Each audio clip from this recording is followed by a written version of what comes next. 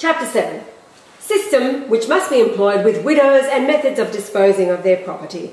Number 1, it will be necessary to inspire her to continue to persevere in her devotion and the exercise of good works and of disposition in not permitting a week to pass to give away some part of her overplus in honour of Jesus Christ, of the Holy Virgin, and of the saint she has chosen for her patron, giving this to the poor of the society or for the ornamenting of its churches until she has absolutely disposed of the first fruits of her property, as in other times did the Egyptians, and look where it got them. A garbage dump.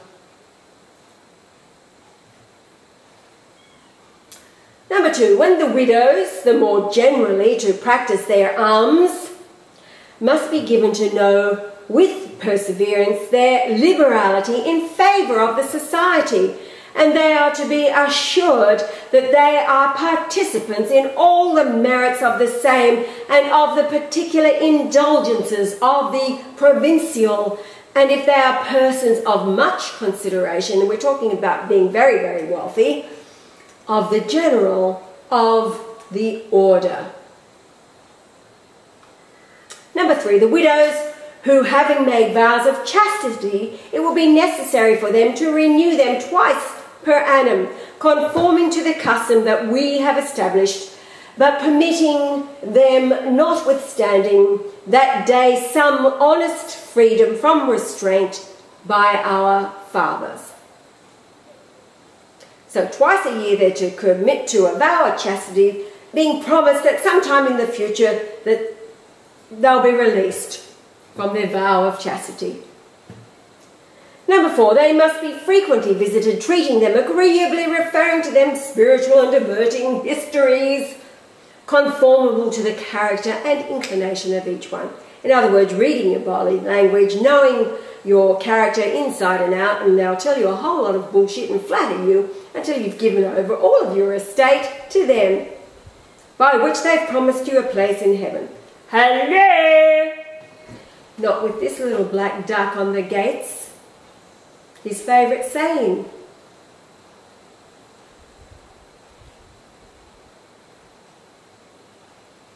Number 5, but that they may not abate, we must not use too much rigour with them in the confessional, that it may not be that by having empowered others of their benevolence, that we do not lose confidence of recovering their adhesion, having to proceed in all cases with great skill and caution, being aware of the inconsistency natural to woman.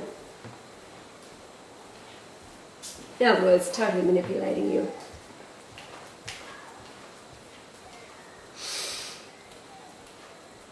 It is necessary to have them do away with the habit of frequenting other churches, in particular those of convents, for which it is necessary to often remind them that in our order there are possessed many indulgences that are to be obtained only partially by all the other religious corporations. In other words, the society has the claim and title deed to all indulgences or pardons for sin or whatever it is that only God is capable of giving. They've got the claim or the title deed to all of them over all other religions or institutions, or even God himself.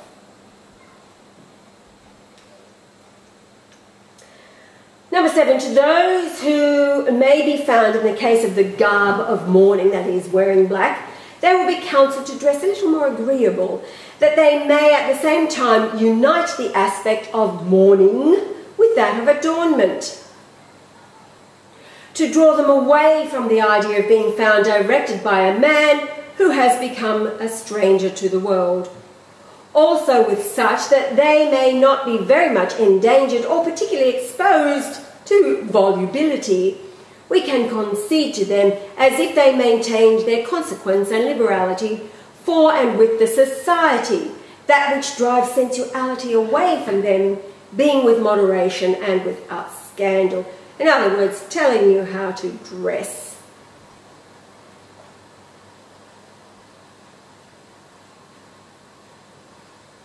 Number 8, we must manage that in the houses of the widows there shall be honourable young ladies of rich and noble families, that little by little they become accustomed to our direction and mode of life, that they are given a director elected and established by the confessor of the family to be permanently and always subject to the reprehensions and habits of the society, and if any do not wish to submit to all, they must be sent to the houses of their fathers, or to those from which they were brought, accusing them directly of extravagance and of glaring and stained character.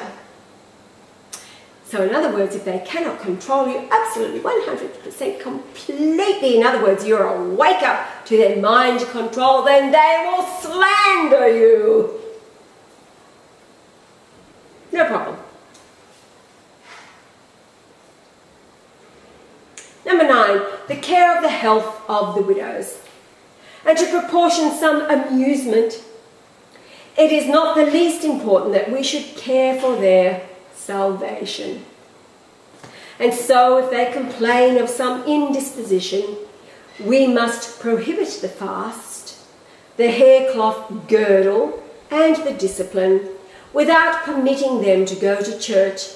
Further continue the direction cautiously and secretly with such that they may be examined in their houses.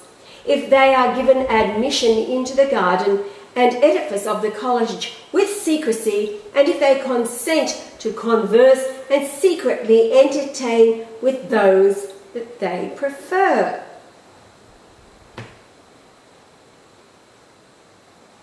Number 10, to the end that we may obtain that the widows employ their utmost obsequiousness to the society, it is the duty to represent to them the perfection of the life of the holy, who have renounced the world, estranged themselves from their relations, and despising their fortunes, consecrating themselves to the service of the Supreme Being.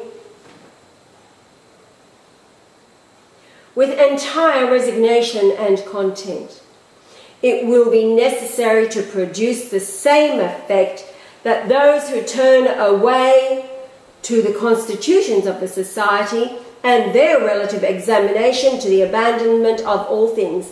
We must cite examples of the widows who have reached holiness in a very short time, giving hopes of their being canonized if their perseverance does not decay, and promising for their cases our influence with the Holy Father, the Pope.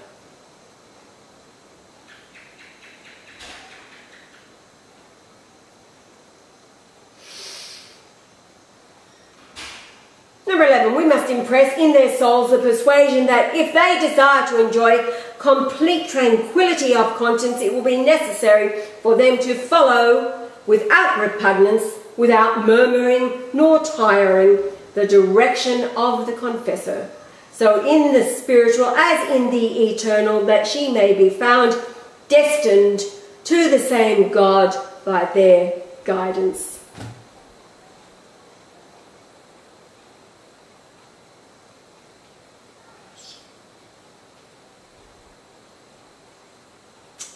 This is entirely Lucifer.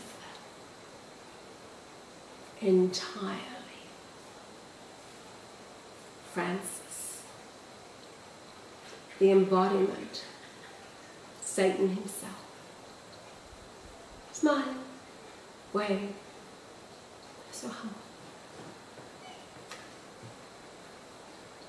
Wearing sandals instead of the red shoes of the office. Living in the guest house rather than the papal apartments. Guest house called St. Marta. Lining up along with all the others to be fed at the canteen.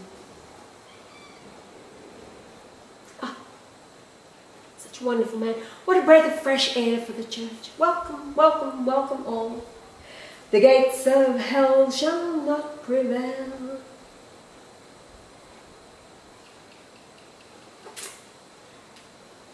The gates of hell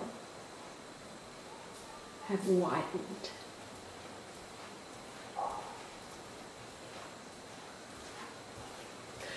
Number 12, also we must direct with opportunity that the Lord does not desire that they should give alms, nor yet to fathers of an exemplary life, known and approved, without consulting beforehand with their confessor and regulating the dictation of the same. So anybody they may want to help out, give a hand, they can't do anything unless they run it by the father confessor. Number 13, the confessors must take the greatest care that the widows and their daughters of the confessional do not go to see other fathers, that is, non-Jesuit priests, under any pretext, nor with them. For this we must praise our society as the order most illustrious of them all, of greater utility in the church and of greater authority with the Pope and with the princes, perfection in itself, then dismiss the dream of them and menace them that we can, and that we are no correspondents to them. We can say that we do not consent to froth and do as among other monks who count in their convents many ignorant, stupid loungers who are indolent in regard to the other life, and intriguers in that to disorder, etc., etc. Number 14, the confessors must propose and persuade the widows to assign ordinary pensions and other annual quotas to the colleges and houses of profession for their sustenance, with especially to the professed house at Rome, and not forgetting to remind them of the restoration of the ornaments of the temples and replenishing of the wax, the wine, and other necessaries for the celebration of the Mass. Number 15, if they do not make relinquishment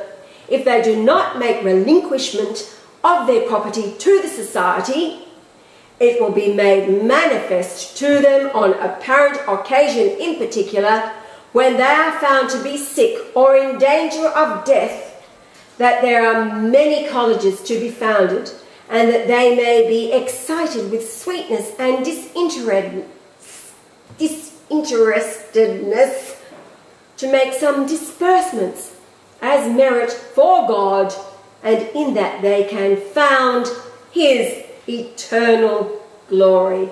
In other words, buy their way into heaven. Number 16, in the same manner we must proceed with regard to princes and other well-doers, making them to see that such foundations will be made to perpetuate their memory in this world and gain eternal happiness. And if some malevolent persons adduce the example of Jesus Christ, saying that then he had no place to recline his head, the society bearing his name should be poor in imitation of himself, we must make it known and imprint it in the imagination of those and of all the world that the church has varied, and that in this day we have become a state, and we must show authority and grand measures against its enemies that are very powerful, or like that little stone prognosticated by the prophet that divided came to be a great mountain. Inculcate constantly to the widows who dedicate their alms and ornaments to the temples that the greater perfection is in disposing of the affection and earthly things, ceding their possession to Jesus Christ and his companions.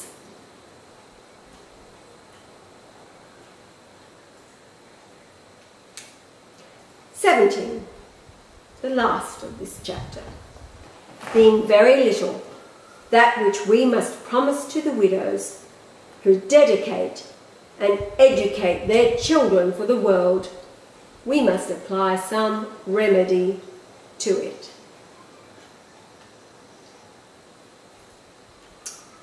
Hello.